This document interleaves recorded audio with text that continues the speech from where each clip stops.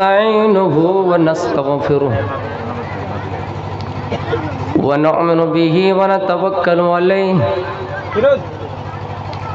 ونعوذ بالله من شرور أنفسنا ومن سيئات أعمالنا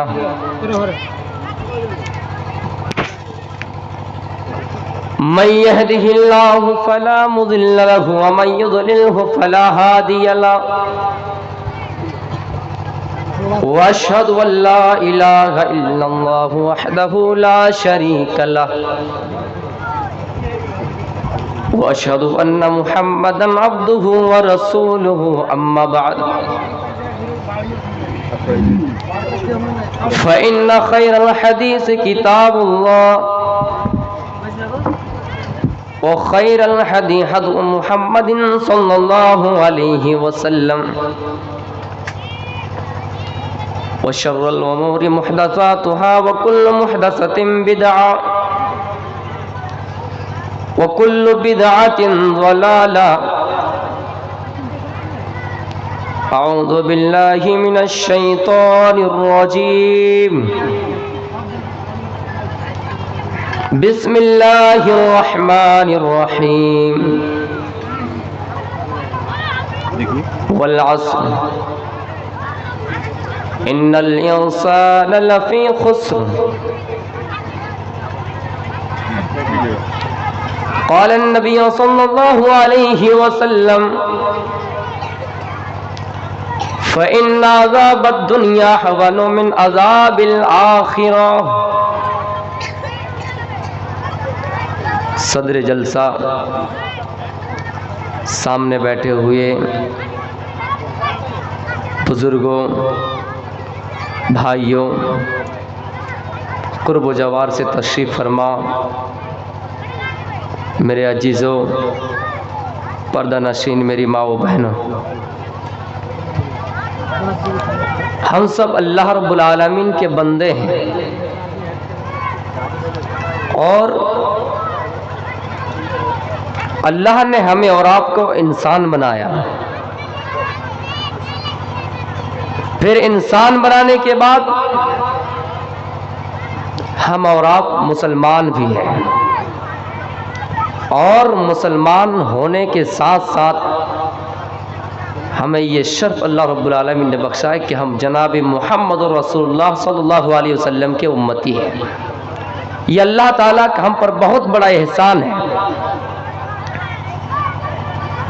قرآن کی وہ آیت ہمیں اور آپ کو یہ بات یاد دلا رہی ہے کہ دنیا کی چیزوں کو ہم اور آپ گن لیں گے، شمار کر لیں گے، اس کو نوٹ کر لیں گے، لیکن اللہ کی نعمتیں اتنی ہیں، ان کی ہر ایک چیز پر، ایک ایک چیز پر اگر غور کیا جائے تو ہم اور آپ ان کی نعمتوں کو شمار نہیں کر سکتے ہیں۔ مثلا ایک چیونٹی جب زمین پر چلتی ہے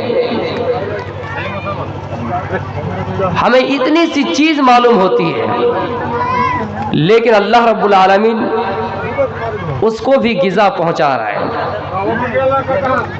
اللہ رب العالمین فرماتا ہے وَمَا مِن دَابَّةٍ فِي الْأَرْضِ إِلَّا عَلَى اللَّهِ رِزْقُهَا، دنیا میں کوئی بھی جاندار ایسے نہیں جن کا رزق، جن کا کھانا، جن کا غذا اللہ کے ذمے میں نہ ہو۔ اے انسانوں، ہم اور آپ جو چیزیں پالتے ہیں ان کو کھلاتے پلاتے ہیں، لیکن بہت سی مخلوق اللہ کی ایسے بھی ہیں جن کو ہم اور آپ کو کھانا نہیں کھلاتے ہیں۔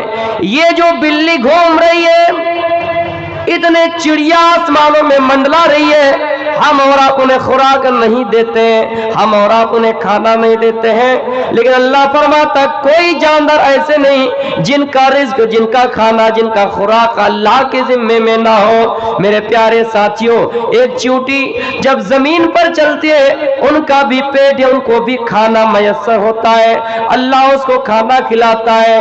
یہ جو کالے بادل ہے, پہاڑوں کے نیچے کتنے ایسے کیڑے مکوڑے ہیں جن کو اللہ تعالیٰ کھانا کھلاتا ہے, جن کو اللہ تعالیٰ پانی پلاتا ہے. میرے پیارے ساتھیوں, وَإِن تَعُدُّوا نِعْمَةَ اللَّهِ لَا تُحْصُوهَا, ہم اور آپ اللہ کی نعمتوں کو شمار نہیں کر سکتے, نہیں گن سکتے ہیں.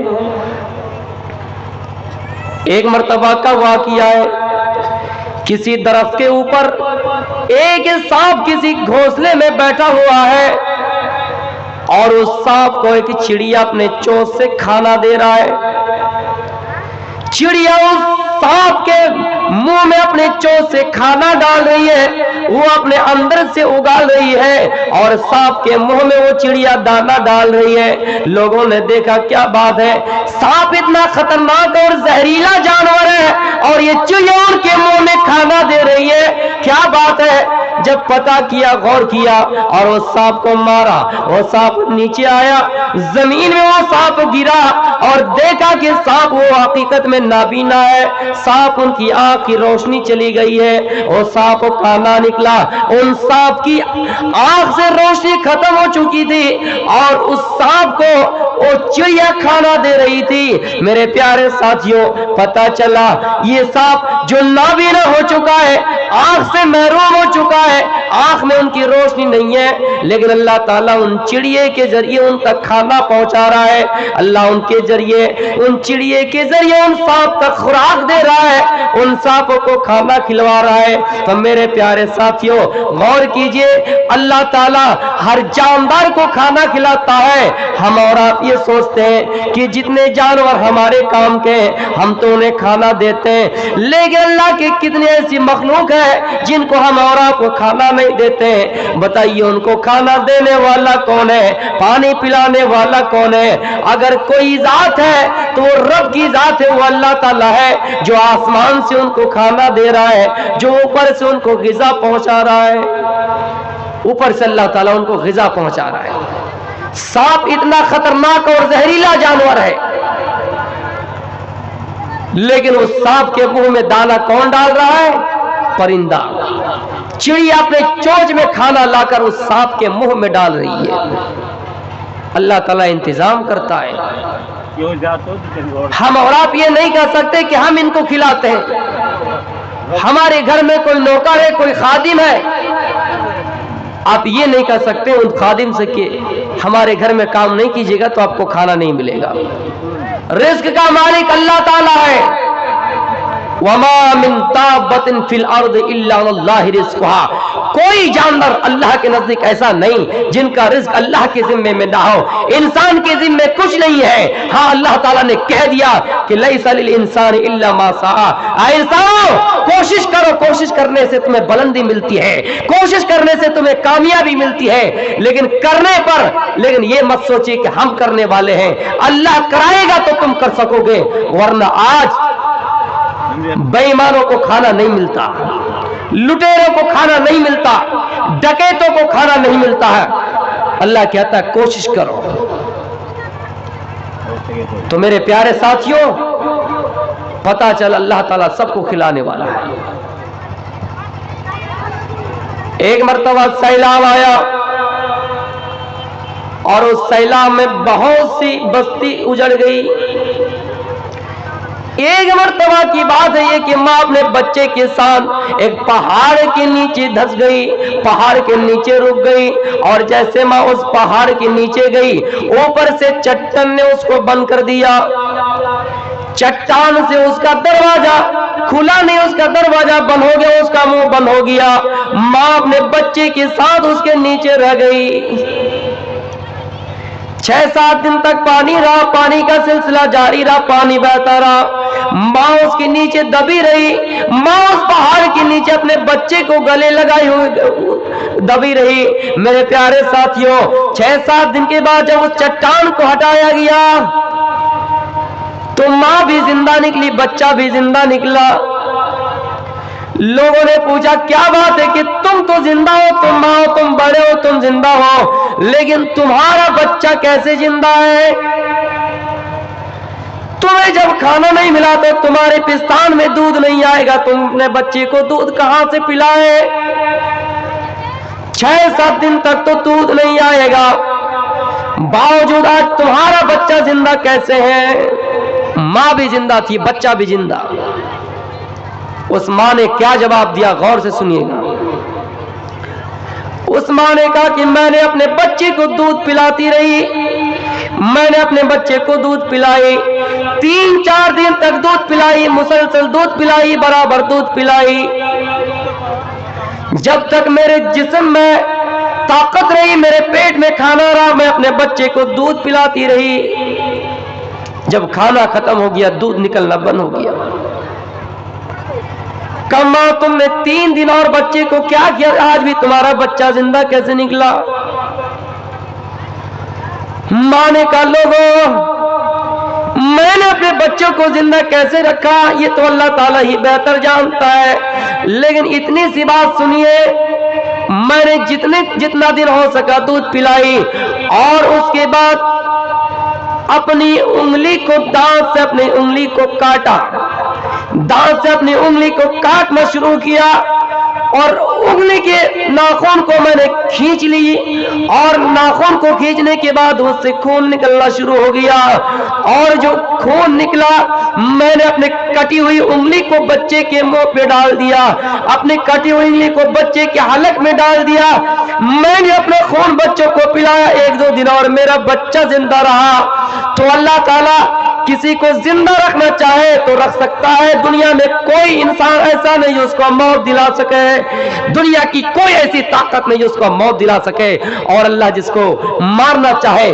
पूरी दुनिया की ताकत अगर मिल जाए फिर भी उसको मार नहीं सकता है। मेरे भाइयों, उस मां ने क्या जवाब दिया, जब तक पेट में खाना था मैंने अपने बच्चे को दूध पिलाई, जब पेट का खाना खत्म हो गया मैंने अपनी उंगली से नाखून को काटा, उंगली काटी और जो खून निकला बच्चे के हलक में डाल दिया। तो मेरे प्यारे साथियों, रिज़्क का मालिक अल्लाह ताला है, अल्लाह ताला इंतजाम कर देगा, लेकिन शर्त है हमें और आपको मेहनत करनी पड़ेगी। फिर ऐसा नहीं कि घर में हम ताला लॉक करके छत ढाल के नीचे आराम से सो रहे, खाना कहीं से मिलता रहे। मेरे भाइयों, मेहनत करनी पड़ेगी। घोड़ा बेचकर आराम के साथ सोना नहीं है, बल्कि उस पैसों से तिजारत करनी है, उस पैसों से बिजनेस करना है। मेरे भाइयों, बहुत से लोग ये कहते हैं ना कि हम अल्लाह पर भरोसा कर ले, जो होगा अल्लाह करेगा। पहले पीलाओं में घोड़ा बांधो, उसके बाद अल्लाह पर भरोसा रखो। ऐसा नहीं कि हमने घोड़े को छोड़ दिया, बेलगाम छोड़ दिया, घोड़ा चाहे जिधर जाए, अल्लाह को मंजूर हो तो घोड़ा बचा लेगा, अल्लाह को मंजूर हो तो घोड़ा वहीं पे रहेगा। नहीं, पहले आपको पिलरों से बांधना पड़ेगा, मेहनत पहले आपको करनी होगी, उसके बाद आपके घर में रिस्क आएगा। बैठे बैठे आपके घर में रिस्क नहीं आएगा। अल्लाह ने कहा ना, नमाज हो जाए, फ़ैज़ा क़ुदियतिस सलात फ़ंतशिरू फ़िल अर्ज़, सलात के बाद जमीन में फैलिए इबादत करने के लिए। मेरे भाइयों, कुछ लोग कहते हैं नमाज नमाज नमाज, इबादत इबादत। नहीं, अल्लाह ताला ने ये नहीं कहा कि इबादत में सिर्फ लग जाओ। अल्लाह के बंदे, इबादत ये भी है कि जमीन से कुछ कमा कर अपनी बीवी को खिला रहे हैं, बच्चों की परवरिश कर रहे हैं, बच्चों की तरबियत दे रहे हैं बच्चों को, ये भी इबादत है। इबादत का मतलब सिर्फ नमाज और रोजा नहीं, जो भी इस्लाम में आपके लिए जायज रास्ता बताया है, अगर आप उसको इख्तियार करते हैं वही इबादत है। अगर अल्लाह ताला ने बुरे राह से आपको रोका है और आप उससे रुक जाते हैं, वो भी इबादत है। मैंने कुरान करीम की एक आयत पढ़ी, सूरह असर की एक आयत तिलावत की। वल असर, अल्लाह ताला कसम खा रहा है जमाने की। ये जमाना मेरे भाइयों, कभी दिन आता है तो कभी रात आती है, कभी अंधेरा छा जाता है, दिन खत्म होता है तो अंधेरा छा जाता है, उसके बाद रात आ जाती है। اللہ زمانے کی قسم کھا رہا ہے اور کہہ رہا ہے لوگوں انل انسان لفی خسر، تمام انسان خسارے میں۔ یہاں مسلمان صرف قید نہیں، عیسائیت قید نہیں، بلکہ پوری دنیا کے مانو ذاتی سے اللہ کہہ رہا ہے کہ پوری دنیا کے لوگ خسارے میں، نقصان میں، جہنم میں ہے، نقصان میں ہے۔ ان کا مطلب یہ ہے صرف وہی لوگ، اللہ آگے کلیئر کر رہا ہے الا الذین آمنوا وعملوا الصالحات، صرف وہی لوگ کامیاب ہیں، وہی لوگ اس برے راہ سے الگ ہیں جن لوگوں نے ایمان لے آیا، جن لوگوں نے عمل صالح کیا، یعنی اللہ پر ایمان لے آیا، نیک عمل کیا، وتواصوا بالحق، اور حق کی وصیت کی، وتواصوا بالصبر، اور صبر کی تلقین کرتے رہے۔ اللہ تعالیٰ 4 لوگوں کو مستثنا کر رہے ہیں کہ لوگوں، تمام لوگ خسارے میں، صرف 4 قسم کے لوگ وہ ہیں جو اس خسارے میں نہیں ہے، جو اس نقصان میں نہیں ہے، جو اس گھاٹے میں نہیں ہے، جو اس جہنم میں نہیں ہے، بلکہ کامیاب ہے۔ وہ 4 میں سے کون کون لوگ ہیں؟ 1 نمبر جو ایمان لیا ہے، دوسرے نمبر پہ جو عمل صالح کیے، نیک عمل کیے، اور تیسرے نمبر پہ وہ لوگ ہیں، تیسرے قسم کے لوگ وہ ہیں جنہوں نے حق کی وصیت کی، اور چوتھے قسم کے لوگ وہ ہیں جنہوں نے صبر کی تلقین کیے۔ اللہ تعالیٰ نے 4 قسم کے لوگوں کو الگ کر دیا۔ پہلے کیا کہا کہ سب خسارے میں ہے، اور صرف 4 قسم کے لوگ ایسے ہیں جو کامیاب ہیں۔ میرے بھائیوں، ہمیں اور آپ کو پہلے ایمان لانا ہوگا، اس کے بعد نیک عمل، نماز، روزہ، دان، خیرات۔ یہاں ہے نا بہت سے لوگ 1000 سے 10,000، کوئی لاکھ تک بھی چندہ کرتے ہیں۔ کیا یہ چندہ غیر مسلم نہیں کرتے ہیں؟ عیسائیت نہیں کرتے ہیں؟ ہندو لوگ نہیں کرتے ہیں؟ سب دان خیرات کرتے ہیں، لیکن کامیاب کون ہے؟ ایمان والے۔ بھائی یہ سوال اٹھ سکتا ہے نا، ہم بھی مسجد میں 10 روپیہ دان دیتے ہیں، ہندو بھی مندر میں پیٹی رکھی ہوتی ہے، وہاں پر جا کر 100 روپیہ دیتے ہیں، غریبوں کی مدد کرتے ہیں، لیکن ان کو فائدہ کیوں نہیں ملے گا؟ اور ہمیں کیوں فائدہ ملے گا؟ ہمیں فائدہ اس لیے ملے گا کیونکہ ہمارا ایمان رب پر ہے، ہمارے ایمان اللہ پر ہے، اور بغیر ایمان کے، بغیر اللہ پر بھروسہ کیے ہوئے، اللہ کی ذات پر بغیر ایمان کے ہمارا عمل قبول نہیں ہوگا، ہمارا دان قبول نہیں ہوگا، ہماری نیکی اس وقت نہیں لکھی جائے گی جب تک ہم ایمان والے نہ بن جائیں، ہم مومن نہ بن جائیں۔ اور مومن بننے کے لیے ہمیں اور آپ کو پکا سچا مسلمان بننا پڑے گا، اور پکا سچا مسلمان بننے کے لیے ہمیں رب کی ذات پر بھروسہ رکھنا ہوگا، رب کی ذات پر ایمان لانا ہوگا۔ وہ کیسے؟ آئیے ایک حدیث دیکھتے ہیں۔ اللہ کے رسول صلی اللہ علیہ وسلم کو جب معراج ہوئی، ایک مقام سے خوشبو آئی، اعلیٰ خوشبو آئی۔ آپ نے پوچھا ہے جبریل یہ بتاؤ یہ خوشبو کن لوگوں کی ہے؟ جبریل علیہ السلام نے بتایا یہ خوشبو ان عورت کی ہے، ان عورت کی ہے۔ عورت کی خوشبو جناب محمد رسول اللہ صلی اللہ علیہ وسلم کو مل رہی ہے۔ مرد حضرات یہ سمجھ بیٹھے کہ ہم ہی ایماندار ہیں، نہیں، عورت بھی ایماندار ہوتی ہے، ان کے اندر بھی نیک کام کرنے کا جذبہ ہوتی ہے، ان کے اندر بھی دین کا کام کرنے کا جذبہ ان کے اندر بھی ہوتے ہیں۔ تو میرے پیارے ساتھیوں کیا کہا؟ یہ جو خوشبو آ رہی ہے نا، فرعون کی بیٹی کی خادمہ کی خوشبو آ رہی ہے۔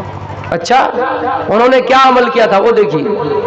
فرعون کی بیٹی کی خادمہ مطلب ایک نوکرانی رہتی تھی، فرعون کی بیٹی جو ظالم بادشاہ، سب جانتا فرعون ظالم ہے، ان کی ایک بیٹی تھی اور ان کی ایک خادمہ تھی جو فرعون کی بیٹی کی بالوں کو کنگھی کر دیا کرتے تھے۔ صرف بالوں کو کنگھی کرنے کے لیے فرعون نے اپنی بیٹی کی خاطر کے لیے ایک نوکرانی اپنے گھر میں پالے ہوئے تھے۔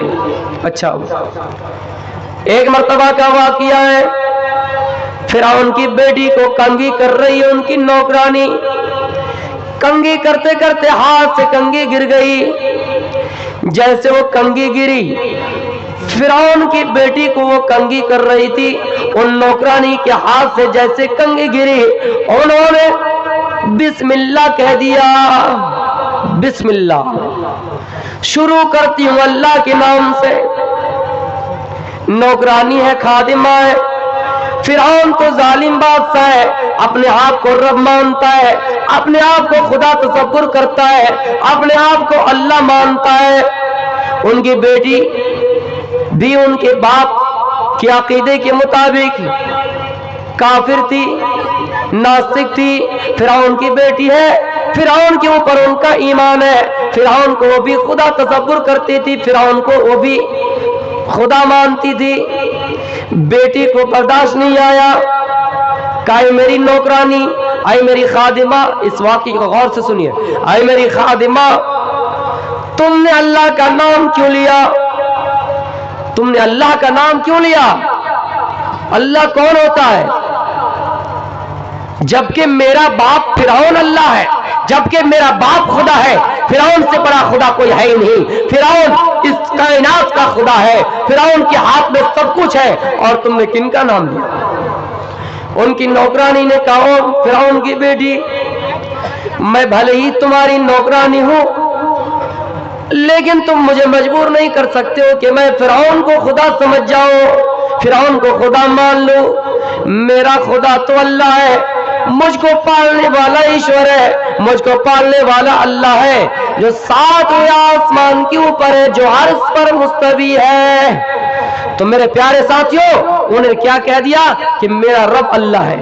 فرعون کی بیٹی کو برداشت نہیں ہوا، غصے میں لال پیلے ہو گئے اور کہا، دیکھو نوکرانی، تم میری نوکرانی ہو، مجھ سے منہ لگایا کرتی ہو، مجھ سے منہ چلاتی ہو، سنو یہ شکایت میں اپنے باپ سے کر دوں گی، اپنے باپ فرعون سے کر دوں گی۔ کہا جاؤ کرو، ڈر نہیں لگتا؟ یہی نہ کرو گے کہ مجھے اپنے نوکری سے نکال دو گے، یہی نہ کرو گے کہ تم اپنے گھر سے نکال دو گے، اس کائنات سے نکال دو، اس دنیا سے نکال دو، کوئی فرق نہیں پڑتا۔ فرعون کی بیٹی دوڑتی ہوئی آئی، فرعون سے کہہ رہی، ابو تم اپنے آپ کو خدا مان رہے ہو، اور میرے گھر میں جو نوکرانی ہے، تمہارے گھر میں جو نوکرانی ہے، تم جس کو پال رہے ہو، وہ تم پر ایمان نہیں ہے ان کا، وہ اللہ اوپر والے کو اللہ مانتی ہے، اوپر والے کو خدا مانتی ہے۔ فرعون نے کہا، میری بلی مجھے سے نو، میں ان کو کھلا رہا ہوں، میں پلا رہا ہوں، میرے گھر کی وہ نوکرانی ہے، خادمہ ہے، اور مجھے نہیں مانتی؟ کون ہے؟ بلاؤ۔ ان نوکرانی کو بلایا گیا۔ فرعون نے کہا، کیا بات ہے، تم مجھے اللہ نہیں مانتی ہو، خدا نہیں مانتی ہو؟ اور اس نے انکار کر دیا کہ میں آپ کو اللہ کیسے مانوں، میں آپ کو خدا کیسے مانوں، جبکہ میرا اللہ تو اوپر والا ہے، مجھ کو پالنے والا تو اوپر والا ہے۔ کہا، دیکھو خادمہ، دیکھو نوکرانی، اگر تم مجھے اللہ نہیں مانتی ہو، مجھے خدا تصور نہیں کرتی ہو، تو تمہیں آگ میں جلا دی جائے گی، آگ جلائی جائے گی اور تمہیں اس میں ڈال دیا جائے گا۔ کہا، کوئی بات نہیں، مجھے ڈال دینے سے کوئی فرق نہیں پڑتا ہے۔ جب نہیں مانا فرعون کو خدا، فرعون کو اللہ نہیں مانا، فرعون نے اپنے سپاہیوں کو حکم دیا، دربار کو حکم دیا، او درباریوں، او میرے دربان، جاؤ تانبے کی آگ جلا دو، تانبے کی آگ جلاؤ اور اس میں اس نوکرانی کو جلا دو۔ حکم کے مطابق آگ جلائی گئی، اس تانبے میں آگ لگائی گئی، اس کو پگھلایا گیا اور یہ کہہ دیا گیا ہے، سپاہیوں، اس خادمہ کے جتنے بھی بچے ہیں، جتنے بھی ان کی بچی ہیں، جتنے بھی بچے ہیں، ان تمام بچے کو بلاؤ اور ایک ایک بچے کو آگ میں جلا دو۔ ان خادمہ کے سامنے ان کے تمام بچے کو جمع کر دیا گیا اور فرعون کہتا جا رہا ہے، آئے میری نوکرانی، آئے میری خادمہ، اب تمہارے سامنے تمہارے بچے کو ایک ایک کر کے واحدن واحدن ایک ایک کر کے آگ میں جلا دیا جائے گا۔ تم مجھ پر ایمان لے آؤ، مجھے ایک اللہ مانو، مجھے خدا مانو، میں ہی پالنے والا ہوں، انا ربکم الاعلی، میں تمہارا سب سے بڑا رب ہوں۔ ان کے سامنے آگ جلائی گئی۔